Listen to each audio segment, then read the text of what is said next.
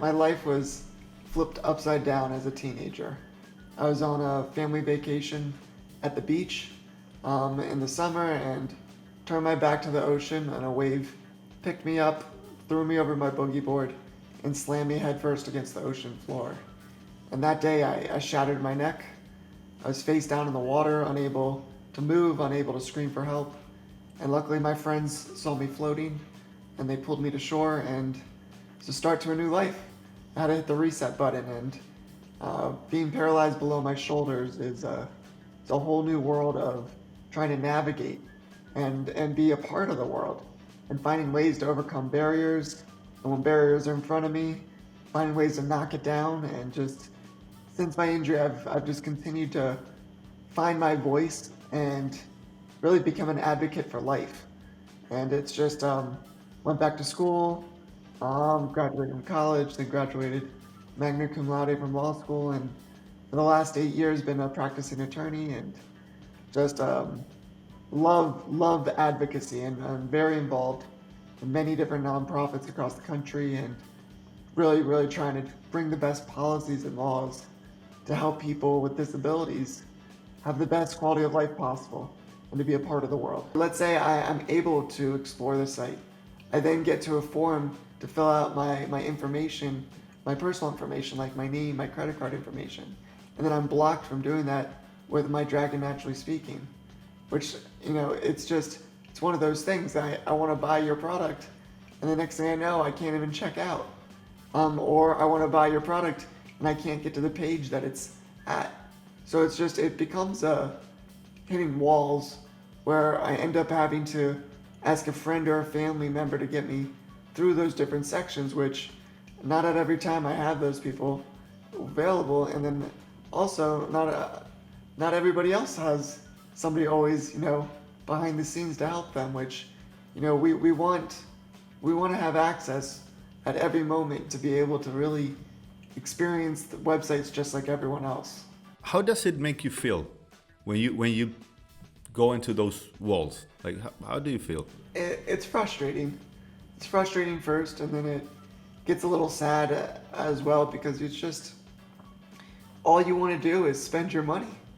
You want to buy those products, you want to benefit your quality of life, but then when you hit a wall, it's like you're like, all right, I'm not welcomed here, so I'm going to go somewhere else. So like 71% of people with disabilities that go to websites that end up hitting those walls leave immediately. And that's a huge chunk. That's like, you don't ever want to have 71% of people leaving your website for a simple fix, especially when there's, in the United States alone, 1/4 of the US population is considered to be living with a disability. Compliance is an important part of web accessibility, but at the end of the day, it's a smart business opportunity to be able to make your website accessible, not only for SEO, but also welcoming a huge untapped population with ginormous spending power. Like just last year alone, people with disabilities spent over $490 billion and have a 1.2 trillion market segment. Like that, this is huge numbers in disposable income. Like, yeah, as a business owner, I'd want to make sure that population's welcomed.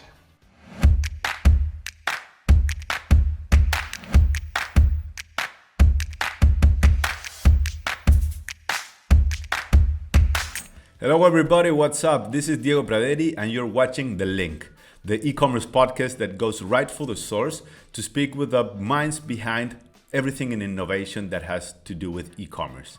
And today we have a very special guest. But before introducing our guest, I'm gonna make it like a little story that's gonna segue into our guest story.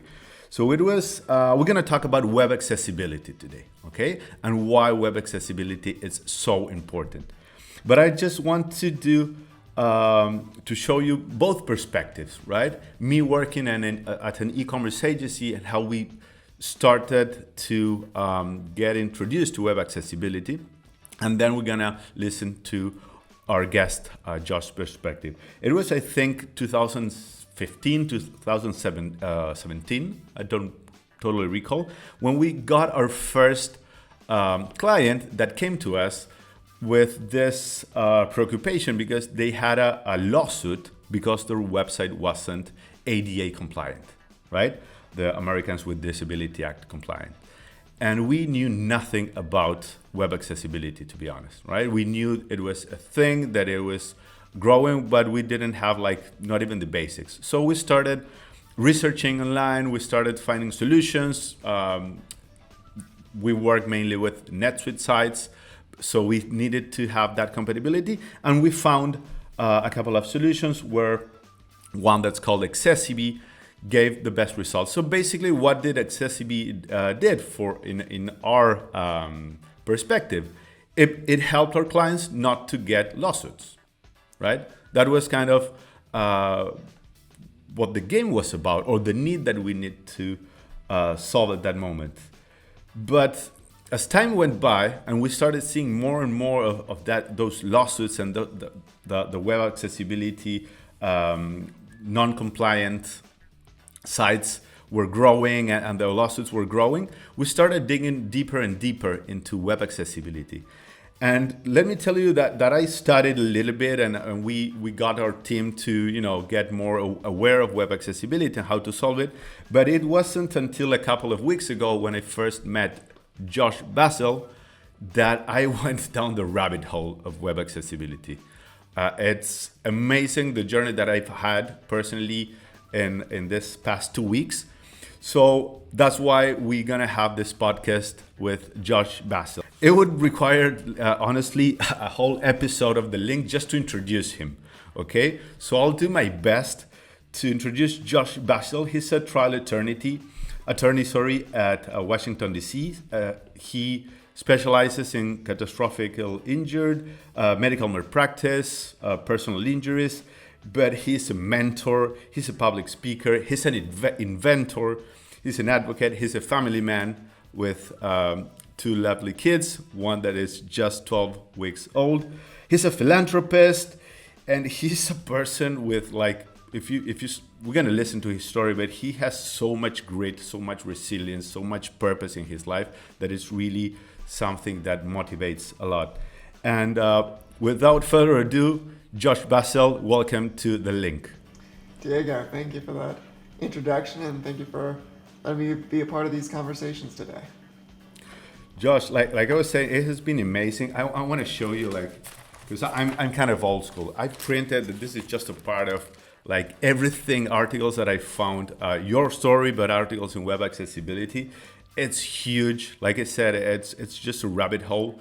And we were just scratching the tip of the iceberg when coming to this.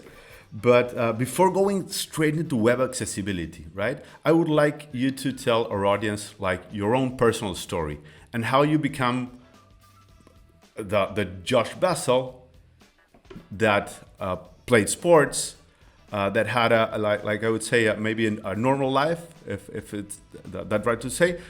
What happened in August 2004 that changed your life and that actually made you start changing the world in a way? So yeah, my life was flipped upside down as a teenager.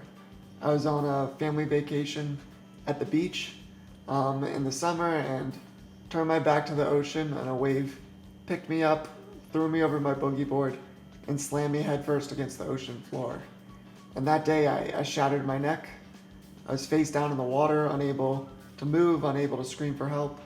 And luckily my friends saw me floating and they pulled me to shore, and it's a start to a new life. I had to hit the reset button, and being paralyzed below my shoulders is it's a whole new world of trying to navigate and be a part of the world and finding ways to overcome barriers. And when barriers are in front of me, finding ways to knock it down. And just since my injury, I've just continued to find my voice and really become an advocate for life. And it's just went back to school, graduated from college, then graduated magna cum laude from law school, and for the last 8 years been a practicing attorney, and just love advocacy, and I'm very involved in many different nonprofits across the country, and really trying to bring the best policies and laws to help people with disabilities have the best quality of life possible and to be a part of the world. That's absolutely that's incredible. That's beautiful, and also like how fast you went from having that injury to like going back to school, and like I would imagine I would like to ask like how did you do it? Like it was a click in your mind that you just said, okay, I need to move So, forward. so I got injured in August, and then that December I returned back to school, and I did it because I had an incredible support team of family and friends, and also I wanted to get back to the classroom. I love girls, and I love whether running after girls, wheeling after girls, just being back in a classroom surrounded by people my age and not just doctors and nurses and that sort. It was just it was really important for me to get back, and I ended up taking a poetry course, my first class back, and that just helped me express all the things that were going through my mind, which in the early days, yes, I was physically paralyzed, but mentally with depression and everything else, it can get to you. And if you can overcome those mental hurdles, the sky's the limit. And I found purpose, I found a calling, and I've been moving forward ever since. That's amazing, and I need to say congratulations, Josh. So tell me how technology helped you in this journey, in this transition, because I also want to add that you founded Determined to Heal, right? That's organization with for people with disabilities. What I loved is the phrase, I'm paraphrasing, correct me if it's wrong, but how you help transition to living with a disability, right? That transition moment. And how does technology help on that transition? Technology opens up independence. It's incredible what someone's life would have been at my level of injury back in the 1970s to the 1990s to the 2000s to the 2020s now. Every single one of those decades was a different world, and it was a different world so much so because of technology. I remember, when I got my first iPhone or my first iPad and what that did for me from a technological standpoint. When I was able to get voice dictation software, as fast as I can speak, I can now type. I don't have to use my fingers, but with my voice, I now can type. Or, having different things like my whole house right now, every single light, every single fan, the thermostat, you name it, I can control with my voice. My TV, like it's incredible what technology can give you from an independence standpoint, and it's really just the brilliant minds of today that continue to keep pushing. It's just every year I'm finding new independence just through technology, which I love, and it's a great way to break down barriers, especially in a world where it's a huge world. We have millions of households, millions of websites. We have millions of transportation ways. So like being able to figure out ways to scale and bring technology to the everyday lives of people, it's transforming lives. And I love technology. I love technology companies, and it's the future in my opinion. Yeah, definitely. Josh, before going into like web accessibility itself, can you walk us through like what's the equipment or what's the hardware that you use? Because you're an attorney, you use your computer. You can work thanks to your computer, right? And you just not research online, but you need to write documents. You purchase online. So what before going to the software part, like what are the hardware pieces that you use that you need to use in order to use your computer? So right, I have this mouth cursor controller joystick right here, and with my mouth, I'm able to control the mouse cursor. It's got different sip and puff buttons, and I'm able to create different commands or copy and paste or go back a page or drag something on the screen. So this hardware is pretty awesome. I've got a microphone that's attached to my desk right here that goes right near my face. I've got multiple monitors so that I don't have to It gives me easier access to do doc reviews, so I have one full document, one side, and then another side for web page scrolling or um, writing something. So I got the monitor set up. I've got a wheelchair accessible desk that I wheel up straight to, go right underneath. Don't have to plug into anything.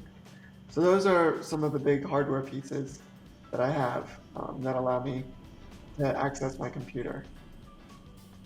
Cool. Those are great. And now, what happens if a website doesn't work with that? Like doesn't like I'm guessing no, but I want you to explain further, like how a website that's not compliant, that's not accessible, can hinder your ability and can trump your freedom, the freedom that you were talking about, like that technology gave you. How does a non-compliant website obstructs that in a way? So both with the hardware I have and software, like I use an on-screen keyboard for typing, for tabbing a lot as well. I use the voice dictation software for typing, and then I use a screen reader for reading to me as well. So like when I get to a website, the first thing that you want to do is be able to go to the menus and the drop-down menus to see what the different pages of the site are. In some inaccessible websites, I go to tab using my keyboard and I get blocked immediately from not being able to go any further than the main menu items. I'm not able to access the drop-down menus to like go deeper and explore and navigate the site. Or let's say I'm able to explore the site. I then get to a form to fill out my information, my personal information, like my name, my credit card information. And then I'm blocked from doing that with my Dragon Naturally Speaking, which, it's one of those things. I want to buy your product, and the next thing I know, I can't even check out. Or I want to buy your product, and I can't get to the page that it's at. So it becomes hitting walls where I end up having to ask a friend or a family member to get me through those different sections, which not at every time I have those people available. And then also not everybody else has somebody always, behind the scenes to help them, which, we want to have access at every moment to be able to really experience the websites just like everyone else. How does it make you feel when you go into those walls? Like how do you feel? It's frustrating. It's frustrating first, and then it gets a little sad as well, because it's just all you want to do is spend your money. You want to buy those products. You want to benefit your quality of life, but then when you hit a wall, it's like you're like, all right, I'm not welcomed here, so I'm gonna go somewhere else. So like 71% of people with disabilities that go to websites that end up hitting those walls leave immediately. And that's a huge chunk. That's like, you don't ever want to have 71% of people leaving your website for a simple fix, especially when there's, in the United States alone, 1/4 of the US population is considered to be living with a disability. So that's a huge population to say, you know what, we're not going to do anything to kind of welcome you into our website, into our business family. And so I always like to let business owners know, like, there's a lot of us and we want to spend our money, and we have a lot of money to spend. So like, please take our money, please welcome us, please open the doors. Exactly. So well, you just introduced another topic that we're gonna talk further. That's like the market, right? Because there's one part, like it's the moral imperative and the legal obligation to do that, right? But also the market, what a great business it is to have an accessible website. And before going into that, I want to just quote from one of the resources I got, this article from John Devon, who's the guy that made the Global Accessibility Awareness Day. It's May 18th, I guess, right? Yep.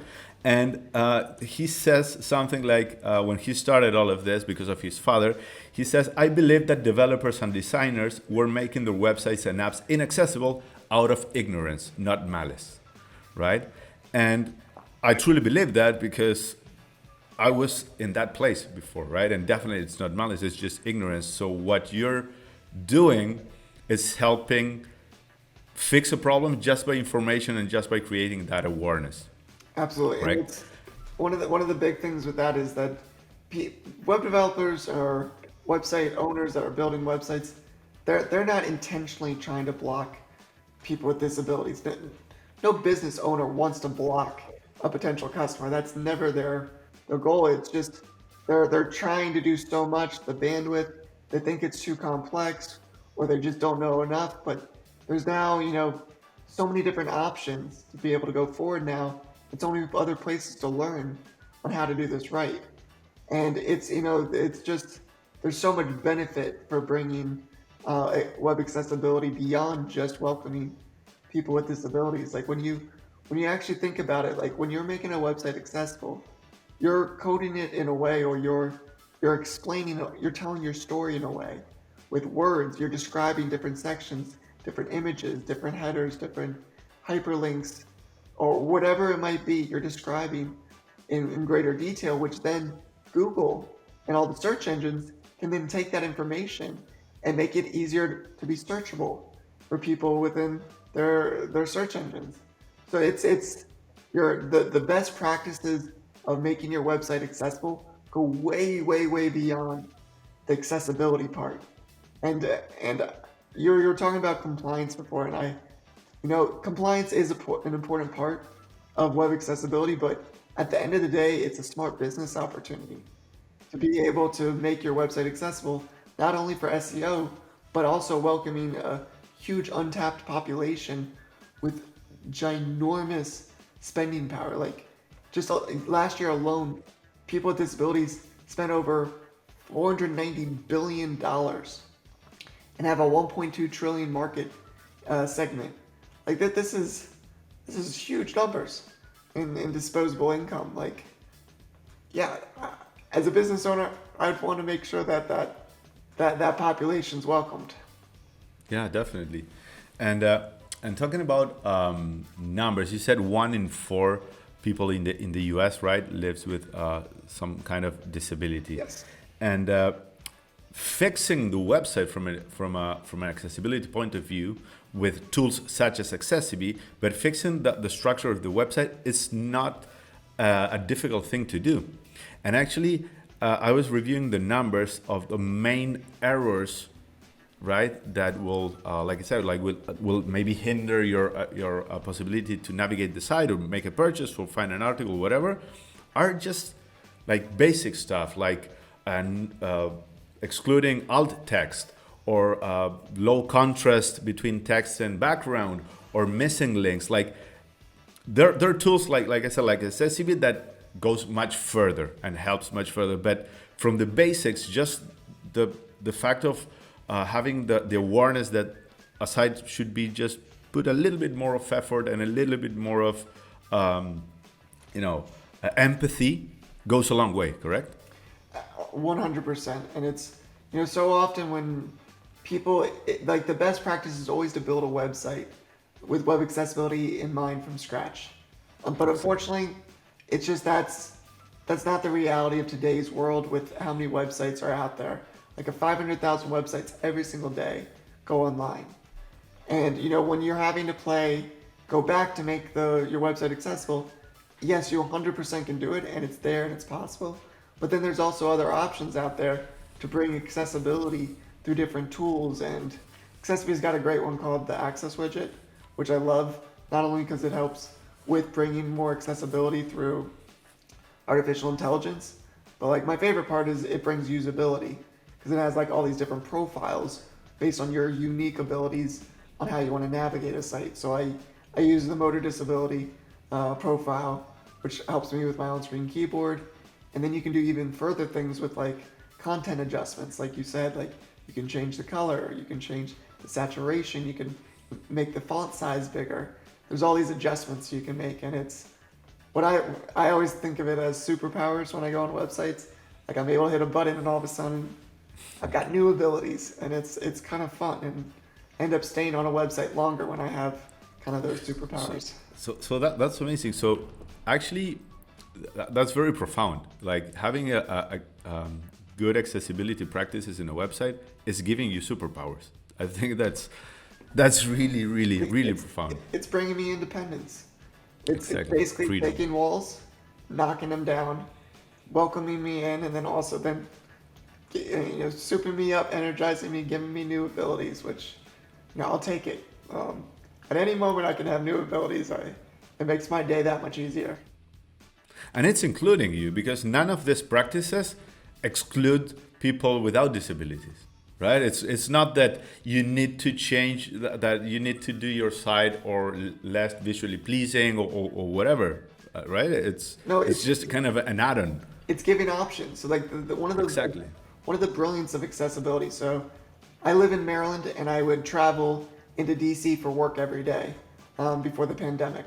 And we had the metro system in the Washington DC area, the train. And when you get off the train, they have these platform lifts where you can either take the escalator or you can take the platform lift, which is like a little elevator that goes up a few flights of stairs. That platform elevator was meant for people in wheelchairs or had difficulty walking. But if you look at every day, you see pregnant women with pregnancy, you see women that just had a baby with strollers, you see people with their luggage or different things that they're wheeling around using it. Having more accessibility gives more options for not Exactly. only people with disabilities but the general public. And it's the same thing with websites. You're just giving options to people. And Well, yeah, go ahead. Sorry. I was just going to say with disability, unfortunately, the realities of the human body, where we have fragile bodies, it's not a matter of if, but when. Disabilities can either impact you, someone you love, someone you know. It's just, the aging population today, being able to have more accessibility for them with sight, movement, whatever it might be. It's just you're building for the future as well with accessibility in mind. Yeah, I researching about this, I remembered my grandma, who she passed away, but she had Parkinson's disease, right? But she didn't have that disability in her younger ages. It came down when she was like much older. So, like you said, it's building for the future because that portion of the population that uses internet is going to grow more and more and more, right? And even non-permanent disabilities, like you said, let's not consider, of course, pregnancy disability, but you're having some temporary impairment for some activities, right? Absolutely, and that's the thing. It's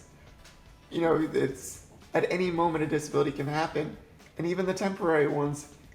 If you can have access to different tools, different options, it's going to make your life that much easier during that period of time, during that transition, during when you're getting your body or your mind or your eyes back to where they used to be. So it's a good having options, having the technology, having all those abilities at your doorstep, and especially making it so that it's there 24/7. Like so much of this technology, it doesn't call out sick. It's there always, and like with the Access widget tool, it scans your website every 24 hours or anytime there's a change to the website. So it's then able to go in and recognize any necessary fixes that need to be there, and it's always working, which is I feel like the best employee you could ever ask for. Yeah, definitely. And Josh, tell me, let's go back to e-commerce, right? We already talked about the huge market that is for people with disabilities. We talked about how it impacts the overall user experience, how it can impact other aspects like SEO, how you can impact your brand reputation, right? Your brand reputation, because people with disabilities help each other, right? And you also provide this word of mouth and reputation, but not just people with disabilities, their families. You mentioned at the beginning that maybe if you cannot do something, you would need to ask someone, friend and family, right? And I guess even your loved ones would get frustrated when you cannot access the site, right? So the brand reputation, it's like even larger than the population with disabilities, correct? That's a really good point. And it's the fact of the matter is, in the last 5 years, businesses have been exploring and talking, having more conversations about DEI, diversity, equity, and inclusion. Like this is like the hot topic, the hot conversation of being able to welcome more people that might be in a marginalized community or might be in a forgotten community, untapped community, being able to make sure that everybody has access to your products, your services, and are included within those products and services within representation. But you're right, from a brand loyalty standpoint, like when the disability community is taken care of, they come back and again as repeat customers because the world is inaccessible. And when you find access, you don't forget about it. And as we're natural mentors with disabilities because we're so connected with our unique communities. And when something works, we share with our community members like, this was a great experience. You got to try this out. This product changed my life. Like we're like perfect marketing tools for any business to really get out and reach new customers. But then when we don't have access and we're not welcomed, it's just that we then do the exact same thing, but we're saying, this is the bad experience we had. This didn't work for me. Don't go there. Don't even waste your time. So it's like that loyalty is awesome when you do it right, but also you're wanting to make sure that like the disability community is kind of part of that conversation and they're not forgotten. And you were talking a little bit about the community at large. It's just just with the person with a disability is one, but then you talk about the family members, their friends, and it exponentially grows the disability community into a massive community. Yeah, definitely. Josh, I know there's lots of studies, right, that group on the different errors that a site might have or that can block accessibility. And you mentioned you did a kind of a story of the walls that you hit, but what do you see are the most common errors, accessibility errors in a website that you suffer from your own disability? Because let me just add one thing. There are many different disabilities, right? From hearing disabilities to blind people. So what is the obstacles that you encounter the most in your personal experience for e-commerce sites? For me personally, being paralyzed below the shoulders, it has a lot to do with kind of the menus, the drop-down menus, being able to access those, knowing what is a hyperlink and what's not a hyperlink, just being able to know what's clickable and what's not clickable. And I can fatigue a lot throughout the day with my neck and head and with my unique movement, so every click matters to me. And being able to get to where I need to go as fast as I can without having to just stay on a site for prolonged periods of time and just searching. Being able to use my voice dictation software within different forms and filling out my personal information is huge for me. Being able to have the right contrast levels to be able to see the site properly. And I do have ADHD as well, so like making sites that are just not overly distracting or basically having options to be able to turn off distractions, which the Access widget tool allows for. So there's a lot of little things in there, but I also use a screen reader, and being able to be able to use my screen reader on specific sites to read back to me. That's great for my unique abilities, but for even more so for people that are blind and low vision, being able to really know what's on the site, what the story is being told with their screen reader, lets them have access to that information. And it needs to be structured, it needs to be accessible. And so those are some huge things for myself and others in the community. Thanks for sharing, Josh. Actually, you said every click matters. You just gave a whole new dimension for me to that phrase that you you generally in marketing and e-commerce, every click matters because you want to reduce friction and stuff. But you just gave a totally different dimension, and thanks for that.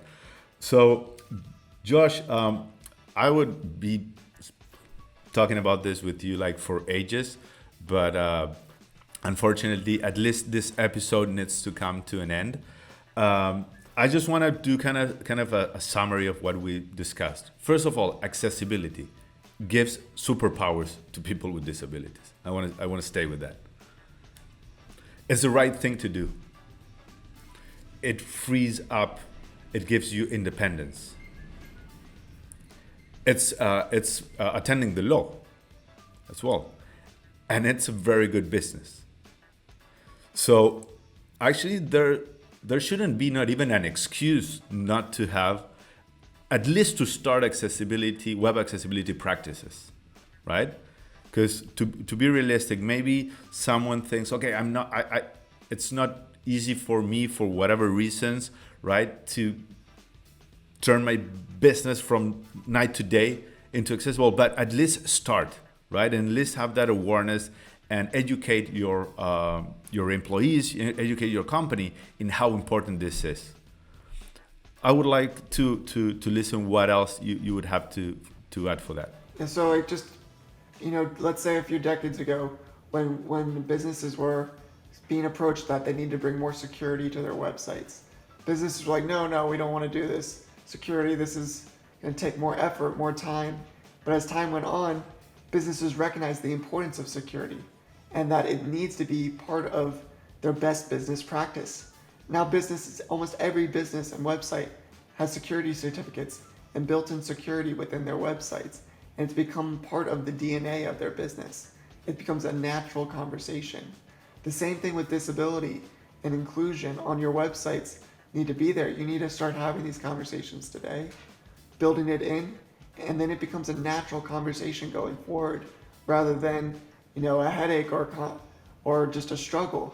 The more you do it now, the easier it gets with time, and it's a best business practice, and you'll be thanking yourself long term for it. So everyone, you just know, like, no excuse to start with your web accessibility practices. If you own an e-commerce website, like, you need to do it. It's easy. You're losing a lot of business just by not doing it. And it's going to give you and your coworkers a purpose as well, to have that mindset. So thanks very much for joining me today, Josh. It has been really an honor. Like I said, I would like to invite you to further episodes of The Link to keep talking about this. But thank you very, very much for joining us. And please, can you remind us where can people find more about web accessibility, about your story? Absolutely. So with web accessibility, you can go to accessiBe.com and you can go on the site, learn about the different services. It's a full suite hub of web accessibility services. There's an auditing tool where you can put your website in and hit scan, and it just generates a report of where you're doing great and where you're not doing great, and what things you can do to make changes to your website. And a little bit about me, I guess, just being, I have a foundation called determined2heal.org, help families impacted by paralysis. We have spinalpedia.com, which is the world's largest video mentoring network. We have over 22,000 videos broken down by physical functionality, and people go there. That's amazing. Put their functionality in it, and then they have 1,000 mentors to show them what's possible within the paralysis world. So just whenever I can, giving back just makes my day. And sorry, I know we're finishing up, but you mentioned that and Spinalpedia. I think it's amazing. But also, you invented the slingshot golf, right? So you actually gave a tool for people with disabilities to play golf. Yep. Let's go out with that. So slingshot golf, I wanted to get back out and play against my friends, my family members, and I ended up dreaming up a putting device that goes on the green. It's a frame structure, and the putter goes back and forth like a pendulum.